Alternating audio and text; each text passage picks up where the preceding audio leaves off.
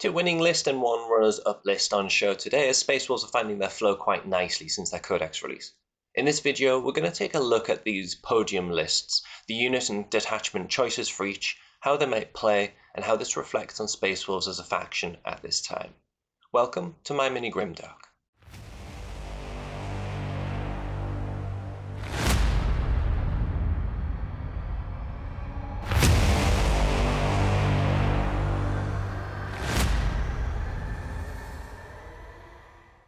There are a number of references you could use for Warhammer 40,000 data, both casual and competitive. I tend to lean on Goonhammer and Best Coast pairings. I just find the content reliable and relatable in general. I'll link their data core online in the video description. Needless to say, I've leaned on both of these sources for the data in this video. Context first, then the lists. As it stands, Space Wolves are doing fine in general, with just over 50% win rate across both casual and tournament play. In tournaments, this drops a little bit closer to the 50% mark, but importantly, it's still sitting on that mark, which is healthy and ultimately where factions want to be from the perspective of balance. If you imagine a world where every faction had a coin flip chance of winning a tournament, we're living in a world where player skill, list building, and the fate of the dice decide the outcomes of the games, rather than overpowered or underpowered forces. In general, 10th edition has done a pretty good job of this, though there has been slippage recently, and I don't think any of us will forget Eldari Gate at the start of the edition. When you look at how Space Wolves are being played, there are a few things that stand out. First, at the time of recording, a lot of the top tournament lists and placings for this faction found their success with Saga of the Beastslayer. We'll look at 3 top lists in more detail, but most recent success comprises of 4th place, 3rd place and 2nd place placings on the most part, although there are a couple of gold podium finishes to celebrate too. All of these are obviously excellent results. I've podiumed a few times over the many years of wargaming, and it's not an easy task at all, especially when you're running your faction, rather than the faction that just happens to be the meta favourite at the time. Huge kudos to all of these players, they serve us well. Looking at the Beastslayer trend a little bit more, and when you look at the relative play between detachments, it's quite obvious where people are placing their faith at this time, with Saga of the Beastslayer having well over 3,000 games logged against it versus the nearest competitor, Stormlance Task Force, at just over 700 games. So, people are hitting the tabletop ready to slay monsters and tear down vehicles. I'm tempted to speculate on why here, but I want to keep this video focused on the top 3 lists, so perhaps another time. I would say in summary though, Beastslayer is by far the most forgiving detachment of the Space Wolves specific detachments, since the detachment rules don't restrict your unit choices to Space Wolves units too much. That said, as we'll see from the following lists, there's definitely benefits from fielding Space Wolves units over Codex Space Marines units for stratagem synergies. I've chosen the following 3 lists for a bit of variety. There are 2 first place finishes, one happens to be a Saga of the Beastslayer list, while the other is a Stormlance Task Force list. There's also a 2nd place list, which has done very well in its tournament placing, also a Saga of the Beastslayer list, just for comparison. Let's start with a recent one from Z Martin from Warzone Tucker Brewing, BAM's last round. I should point out right away, this is an objective exploration of the lists. I'm going to explore each with intrigue, but only the players these lists belong to can really confirm or deny how they actually played, their thinking behind the lists, or the reasons for choosing the units that they've chosen. Additionally, for newer players in particular, it's also important to remember that in a balanced meta, the list is only about 33% of the way to victory. A third of the player's success will also be determined in part by their fortune as well. Being presented with perfect opponents, or the worst possible opponents, brilliant dice rolling, or failing to make a single 2nd or 3rd turn charge with your World Eaters, true story, will impact on whether you have the chance to finish on the podium. Finally, player skill is just as important as both of these. I've seen players misplay the hottest meta lists and lose because of it, or going against the grain of popular opinion and succeed wonderfully. List choice is a big part, but especially when you're playing a balanced faction like Space Wolves, there's more at play that allowed these players to succeed. I should start out by saying that I love this list. Not only does it field Space Wolves specific units into Space Wolves detachment to make it feel aesthetically and immersively very rewarding, I'd personally really enjoy playing with and also against this list. There are clearly some utility units here with the devilishly difficult to kill combi lieutenant, scouts for guerrilla tactics and infiltrating, and squad of intercessors for their invaluable utility and sticky objective control. These units will all make achieving secondaries much more viable than a list built up purely of unique Space Wolves units, and they bring excellent utility for their points cost. Thinking players' units that require a little strategy to get right, and playing against them is satisfyingly challenging since, whilst they aren't easy to catch, they do squish satisfyingly if you do. After this, the army brings 2 very fast units for board control, and, if necessary, screening in a unit of Fenrisian Wolves and a unit of Thunderwolf Cavalry. The Thunderwolves can hit hard for a small unit too, so the enemy really does need to deal with them in the most matchups, taking the pressure from other units around them in the opening turn. The pace the Thunderwolves can move will allow them to grab objectives and secondaries early for quick scoring as well, very useful in competitive matchups. Leaders-wise, there is a Wolfguard battle leader toting a shield and mastercrafted power weapon, but given that he's been given Wolf-touched enhancement, and that there aren't actually any Wolfen in the army to lead, this must be for the extra 2-inch movement. I've not considered this strategy, but I can see this unit being a real nuisance running around with movement 9 inches all on his own. With 6 runes, a 4+ invulnerable save, and the ability to put out 7 damage to attacks, he's going to be a thorn for many opponents and creates a distraction that again needs to be dealt with at some stage. If the opponent doesn't deal with him, he'll be very useful for completing those secondaries. After that, Wolflord Ragnar Blackwayne, who I'm going to go on a limb and suggest will sit into the 6-man paired mastercrafted power weapons headtakers unit because, having run him like this myself, it makes for a very terrifying unit that puts out a hell of a lot of attacks to enjoy lethal hits with. They can get in quickly dismounting from one of the land raiders and can genuinely take on opposition elites, tough opponents, monsters or vehicles alike, as long as they get the priority of the charge. The downside of this unit is that it lacks durability and can be taken out with targeted fire or on the counterattack from enemy melee units. Aryak Rockfist and Logan Grimnar each have a Wolfguard Terminator unit that they can lead. Full melee loadouts here with relic great axes and storm shields, making both of these very dangerous blobs indeed that can punch up quite happily against big bads. Each could deep strike of course, but I wonder if Logan will start on the board with a Wolfguard unit in the other Land Raider, with Aryak being brought down from deep strike on turn 1 with Logan's native ability. Both units will be able to get into the mid-board real quick, and they're going to be very, very difficult to shift.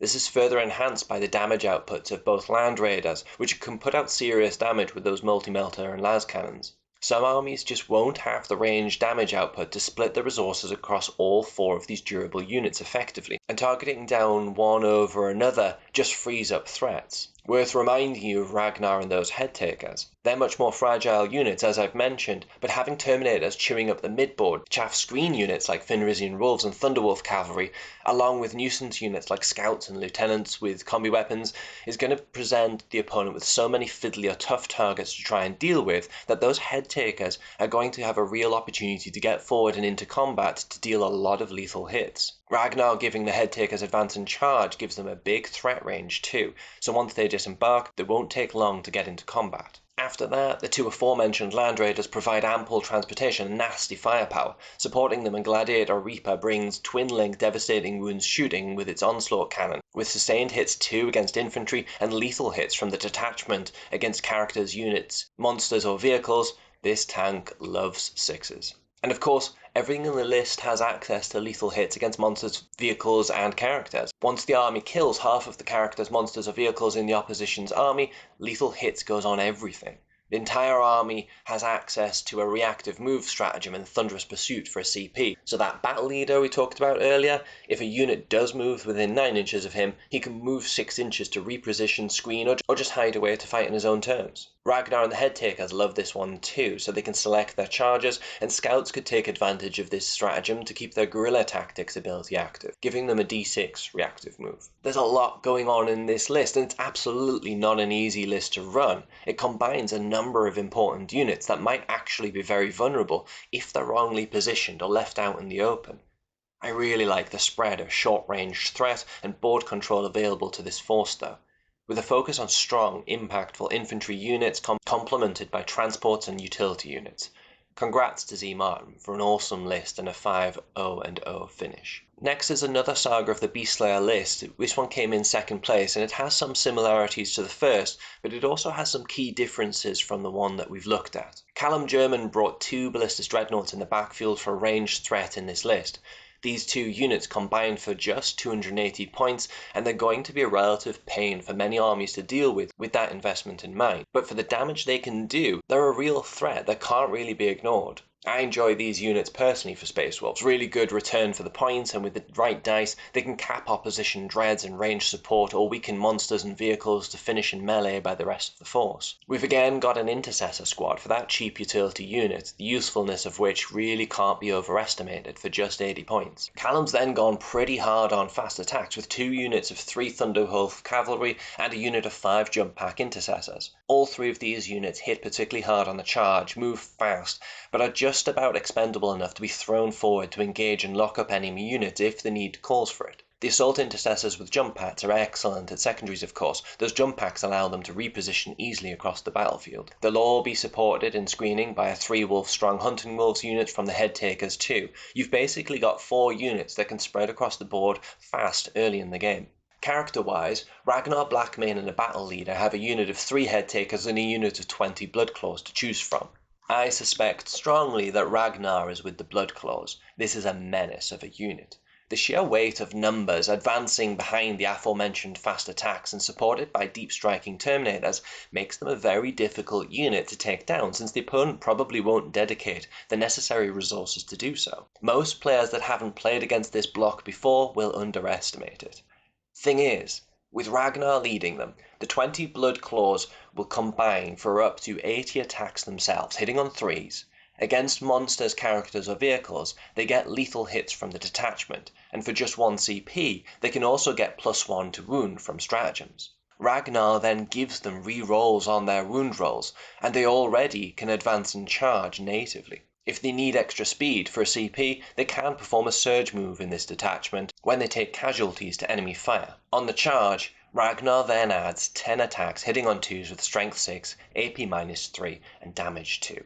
Opponents won't underestimate this unit twice. Aryak is again in the list with Logan Grimnar. There's only a single Terminator unit this time though, so Aryak will likely lead them and deep strike in on turn 1 thanks to the Great Wolf's ability, with Logan running solo to get into the midboard and let his CP tax do its work, and swing Morkai at anything that stumbles into his big base. This is how I happen to have found these units most useful, with Aryak's fight on death for the Terminator unit adding to their already high ability to hold ground. In the backfield, certainly in the early game I'd imagine anyway, will likely be Bjorn.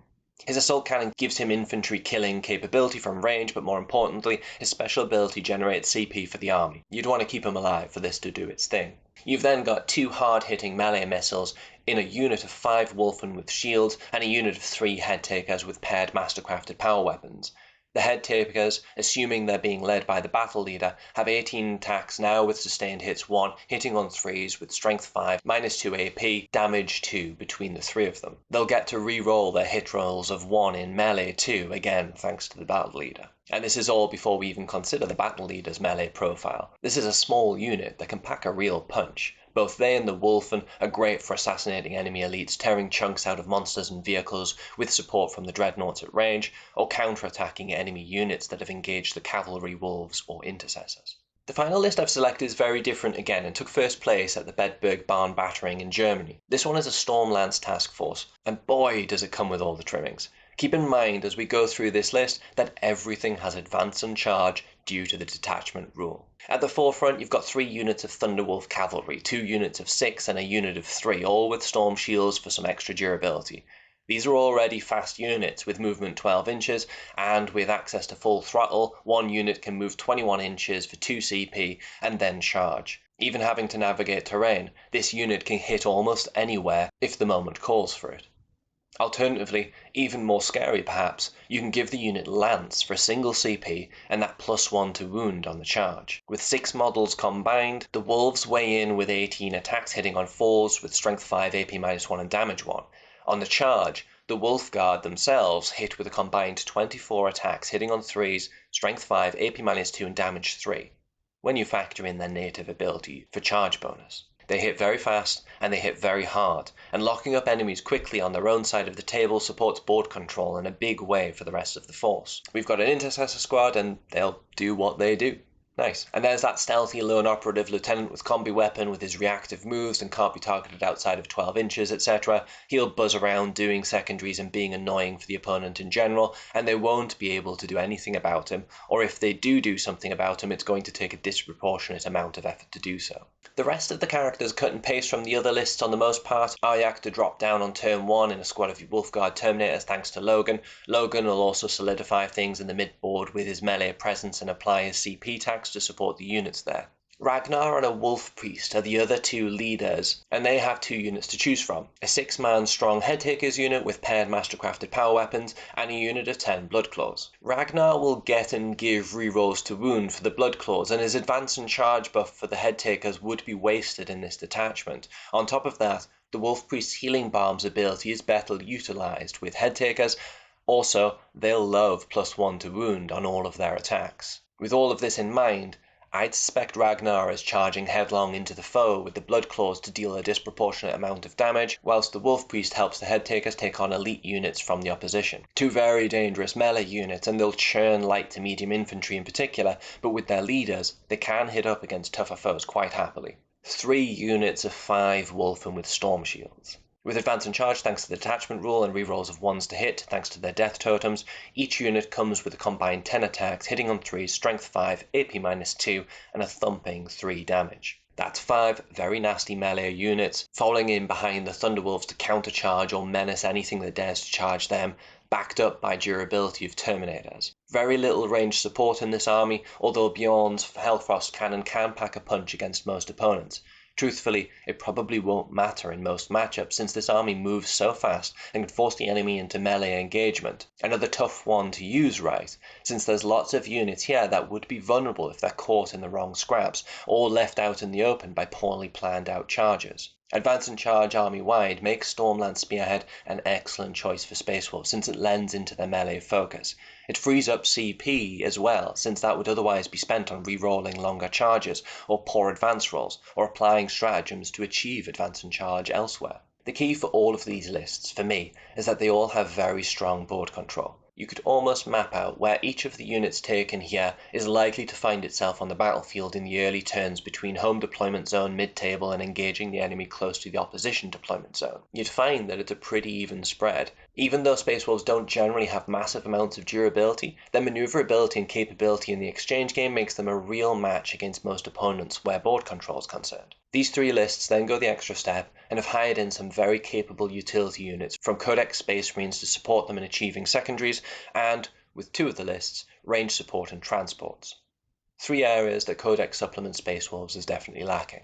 And of course, the podium finishes will be a real reflection of the ability and experience of these 3 players as well. And the odd prayer or sacrifice to the dice gods, I suspect, too. Thanks for watching. Keep hobbying.